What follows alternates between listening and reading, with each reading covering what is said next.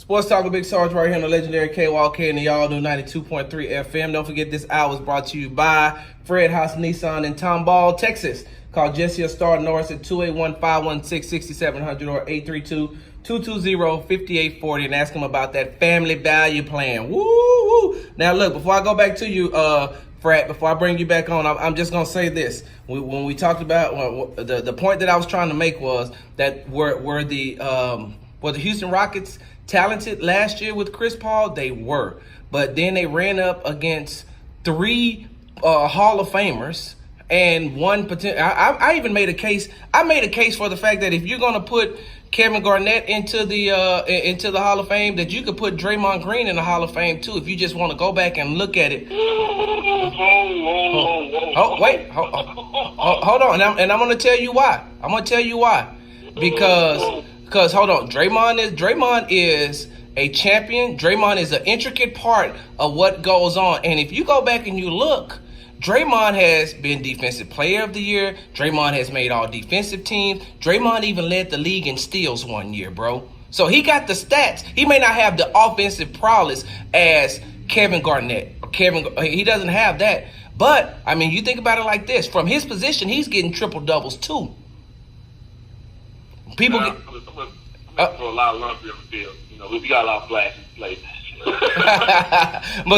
but I mean, we can get to that. I want to get back to this though. When I was talking about how Prairie View was talented enough, they had a really good team to get out of the SWAC, but they weren't good enough to beat Kansas when it was time to play with the big boys. And I put it like this on last year. Let me just read you this.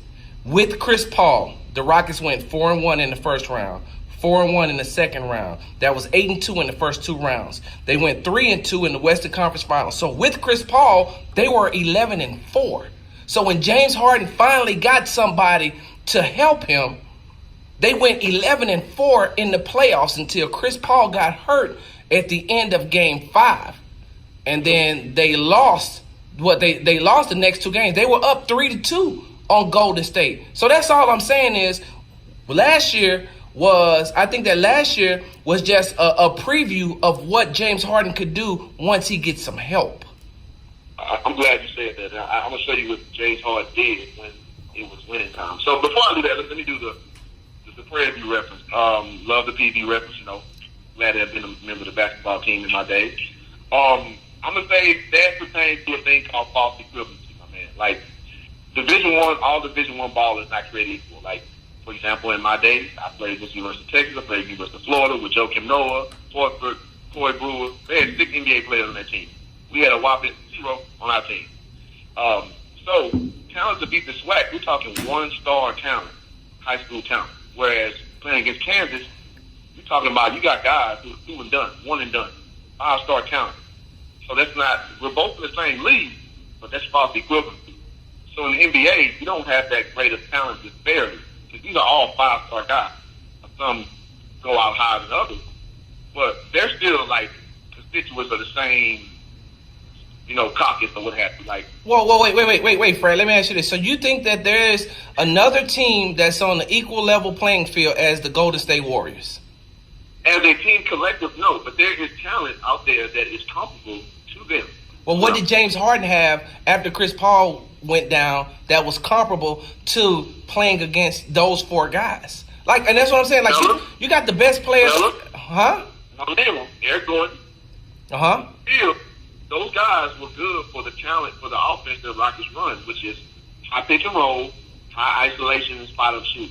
But they weren't as good. But Fred, hold on, Fred. But they don't have the type of talent to go against Steph Curry, Klay Thompson, and Kevin Durant, and even you can throw in Draymond Green. So all I'm saying is this: is that when Chris Paul, their other All-Star, went down, like now it's only okay. We're just gonna we're just gonna put all our focus and attention on James Harden. And James, it wasn't like James wasn't trying to get these other people involved. But I mean, when you guys, why it's easy though? I need to do that because they don't run anything. When you can run something, you can balance out talent disparity. Because you're getting easy buckets, you make people work on defense, you're catching people backdoor, which all the things I mentioned Golden State does, and they're their talent. Rockets are basically going hard in the ISO or bust. It's not going to work. Okay, so Fred, let's go ahead. Hold on. Let's break this thing down then. Let's go, since we're talking about last year. Let's break down the Western Conference Final. Let's go position by position. Point guard, Steph Curry. Point guard for the Rockets at that time after Chris Paul went down was Eric Gordon, right? Yeah. Shooting guard, you got Klay Thompson, you got James Harden. At the 3, you got Kevin Durant and you got Trevor Ariza or PJ Tucker, right? Did they have Tucker playing? Because I know Tucker played a lot on. Well, let's just say, okay, so Trevor Ariza at the 3, right? Kevin Durant and versus Trevor Ariza. At the 4, you got PJ Tucker versus Draymond Green. And at the 5, you got Looney Looney and Clint Capella. Like, you think that's, like, even just looking at that on paper, you could be like, oh, no, man, that's a walking mismatch right there. But basketball ain't played on paper. When the Cleveland Cavaliers beat the Warriors, they were not better on paper.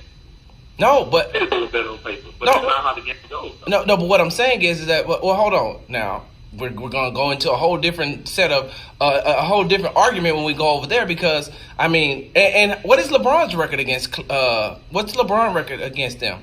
Because the same way that they gave LeBron excuses last year for being swept by the Warriors, can't we say the exact same thing for them? Well, for the Rockets? I hold that against him. Like, there was a winnable game 1, he checked out, and he lost. Like, I'm not giving Harden criticism. I don't give LeBron James. Again, we're talking the best talent in the league, so of course, I'm not absolving him from that. Oh man, okay. So what you're saying is, this: that James Harden, because you have called him great, but you want to see him show up in the playoffs. But like I asked before, like, doesn't he need help? I mean, I put it like this: now Trevor Ariza all of a sudden is playing okay in Washington. He's over in the Eastern Conference, so he's playing okay. But when he was with the Rockets, he wasn't playing like that. I mean, he got traded from Phoenix. PJ Tucker has had less than, in his whole career, I think he only has 13 20-point games. Like 13 to 15 20-point games. Clint Capella did all he could do. He led the league in field goal percentage last year and was averaging like 13, 14 a game on top of the rebounds that he had. And like I said, shooting 65%. This year, he's even went up. He's averaging 17 points, and I forgot what the rebounds was. And then you had Chris Paul. So, like, when he got help, they went 11-4. But when he went down, he ain't got no more help. It went right back to Harden ball. Well, so to that I say that's basketball, though, my man. Like, people gonna get hurt. Like, so to reference it back, or like you're gonna have talent that you can overcome, i.e., Dirk in 2011 going against Miami. On paper, that's a destruction waiting to happen. Yeah. But Dirk added another element to his game. He overcame the insurmountable mismatch that game was. Except in Game 6. But I'm listening, though. Well, you won the series.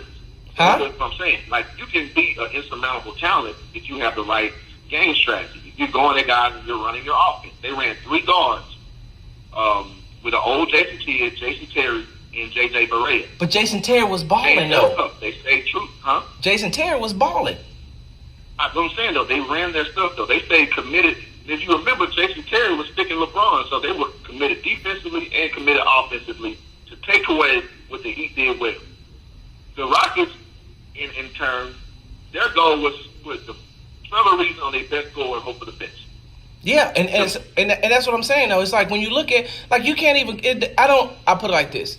About the only comparable player that I could say to Jason Terry during his time was, like, not even comparable. He's a step up under him, which is Eric Gordon. But Eric Gordon don't play like Jason Terry. Jason Terry played offense and defense so much to the point where if you look at Game 6 of that finals against the Miami Heat, he was the leading scorer. Dirk was like 1 for 11 going into the fourth quarter. And then he scored 10 points in the fourth quarter. But Jason Terry, Deshaun Stevenson? They had Tyson Chandler.